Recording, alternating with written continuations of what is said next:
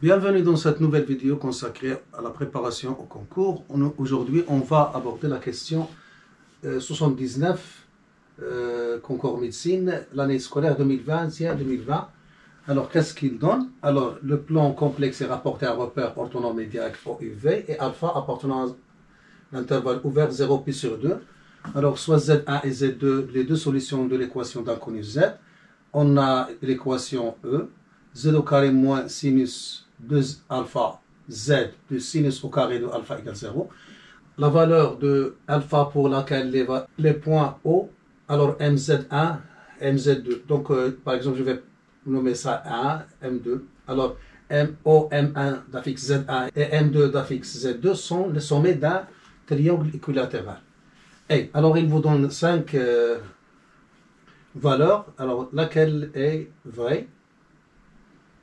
Alors déjà, la méthode pour trouver Z1 et Z2 est déjà exposée dans le web, c'est-à-dire on calcule delta et on trouve. Alors moi, j'ai deux méthodes à exposer pour enrichir vos astuces. Ces méthodes, ils reposent sur la propriété. Alors si vous avez un polynôme soit réel, soit complexe, B, Z plus C, avec A différent de 0, supposons qu'il a deux racines. Alors la première racine Z1 plus la deuxième racine Z2, c'est moins B sur A. Alors que Z1, Z2 est égal à C sur A. Alors je vais utiliser ça pour trouver la valeur de alpha.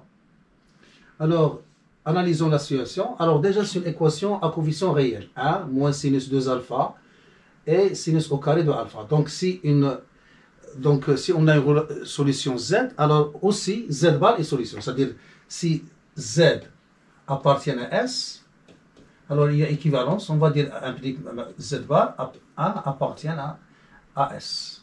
Donc il y a même équivalence. Puisque Z bar c'est Z. Donc, alors les deux points images, ils sont symétriques. Alors, si je fais une figure, alors là, j'aurai O. Alors, si j'ai le point, par exemple, M1, Z1, alors M2, il sera là. Parce qu'ils sont conjugués. Les affixes sont conjugués. Puisque si puisque c'est Z est solution, alors Z bar est solution. Donc, Z2, c'est quoi? Z2 est égal à Z1 bar. Alors, on veut que ce triangle soit équilatéral. Donc, normalement, là, on aura une mesure pi sur 3 ou moins pi sur 3. Donc, si je le considère comme un angle géométrique, donc on aura là pi sur 3. Alors, puisque c'est la bisectrice, donc j'aurai, puisque M1 et M2 sont symétriques par rapport à l'axe des abscisses, donc j'aurai là pi sur 6. Et là, j'aurai moins pi sur 6. Donc, directement, si je pose Z1 est égal à R, le module exponentiel I sur 6, alors automatiquement Z2 est égal à R exponentiel moins I pi sur 6. Alors, je reviens à l'équation. Donc, ça, c'est Z1 fois Z2. Et ça, c'est Z1 plus Z2, c'est-à-dire Z1 plus Z2 qui est égal à sinus 2 alpha est égal à la somme de ces deux. Et là, vous voyez que vous avez les arguments sont opposés. Donc, si on fait la somme, Z1 plus Z2, si on fait la somme, donc on aura un cosinus. Et là, Z1 fois Z2, ça donne quoi? Ça donne exponentielle I pi sur 6 fois exponentielle moins I pi sur qui va donner 1. Et R fois R, ça donne R au carré. Donc, ça, c'est R au carré. Donc, R au carré, c'est quoi? C'est sinus au carré de alpha. Donc, implique que R, qui est le module, c'est sinus alpha. Donc, je reviens là. Donc, qu'est-ce que j'ai? Donc, ça, c'est sinus alpha exponentielle I pi sur 6. Et ça donne sinus alpha exponentielle moins I pi sur 6. Alors, Z1 plus Z2. Alors, je termine là. Donc, Z1 plus Z2 est égal à sinus 2 alpha. Alors Z1 plus Z2, ça plus ça, qu'est-ce qu'il va donner? Il va donner directement, c'est 2 sinus alpha cosinus pi sur 6. Hein? Mais on va le montrer. Donc ça donne sinus alpha, ça plus ça, je factorise par sinus alpha, qu'est-ce qu'il va donner? Donc sinus alpha exponentielle i pi sur 6 plus exponentielle moins i pi sur 6 est égal à sinus 2 alpha. Alors, sinus alpha, ça, je l'écris sinus.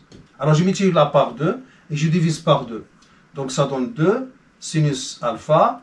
Et là, ça donne cosinus pi sur 6 est égal. Et je développe ça, donc c'est 2 sinus alpha cosinus alpha. Et puisque alpha appartient à 0 pi sur 2, donc et non, sinus alpha est non nul. Donc je peux simplifier. Donc qu'est-ce qu'il me reste? Il me reste cosinus alpha est égal à cosinus pi sur 6. Et j'en déduis que alpha est égal à pi sur 6. Voilà. Voilà, c'est une méthode. Alors maintenant, on va passer à la deuxième méthode qui repose aussi sur la somme et le produit des racines, mais d'une autre façon. Alors, mais là, on doit connaître une propriété, c'est-à-dire c'est un bonus. Hein, si vous avez un triangle A d'affixe petit a, B d'affixe petit b, et C d'affixe petit c, alors retenez ça. Donc, ABC est un triangle équilatéral contesque si A au carré plus B au carré plus C au carré, c'est-à-dire la somme des carrés, moins produit 2 à 2. Hein? AB, c'est-à-dire AB, AC, moins BC est égal à 0.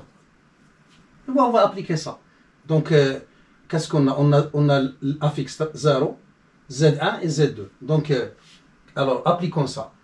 Z1 au carré plus Z2 au carré plus, je vais l'écrire pour comprendre. Hein, donc, c'est 0 au carré moins 0 fois Z1 moins 0 fois Z2 moins Z1, Z2, il doit être égal à 0. Donc, pour que O, M1, M2 soit un triangle équilatéral, il faut avoir ça. Donc, déjà, des zéros qui vont disparaître, qu'est-ce qu'il reste? Il reste Z1 au carré plus Z2 au carré moins Z1, Z2 égale à 0.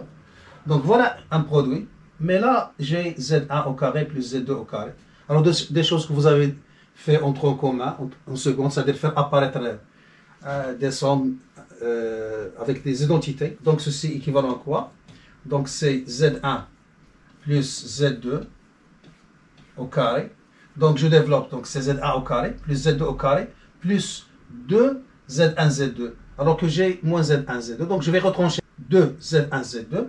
Donc, ça donne moins 3 Z1, Z2 égale 0. Alors, on est arrivé là. Donc, Z1 plus Z2 qui est la somme des racines. Donc, c'est sinus 2 alpha. Donc, ceci équivalent à sinus 2 alpha au carré moins 3. Alors, Z1, Z2, c'est le produit. Donc, c'est sinus au carré de alpha égale 0. Alors, je développe ça. Donc, c'est 2 sinus alpha cos alpha qui devient 4 cos au carré alpha sinus au carré alpha moins 3 sinus au carré alpha égale 0. Et vous voyez là, sinus au carré est commun. Et puisque alpha est dans 0 puis sur 2, donc il est non nul. Donc, je peux simplifier. Donc, il me reste 4 cosinus au carré de alpha moins 3 égale à 0. Donc, ça veut dire que cos au carré de alpha est égal à 3 sur 4. Alors, je passe à la racine. Bien sûr, ça, je l'écris pour expliquer, mais dans le concours, hein, je saute les étapes pour gagner du temps. Alors, racine de, ça c'est la valeur absolue de cos alpha qui est positive, est égale à racine de 3 sur 2. Donc, ça veut dire que dans les conditions données, on a équivalence. Donc, cos alpha égale à racine de 3 sur 2. Alors, donc, ceci nous donne que alpha, puisque alpha appartient à 0 pi sur 2, donc alpha est égal à pi sur 6. Et voilà la bonne réponse. Donc, D est égal à pi sur 2. Et voilà, vous avez deux méthodes qui vont enrichir vos outils et vous permettre de répondre à des questions similaires. Alors, je m'arrête là et je vous dis à une prochaine vidéo, Inch'Allah. Voilà, on s'arrête là. J'espère que vous avez tiré profit. Je vous donne rendez-vous dans une autre vidéo si notre créateur le permet.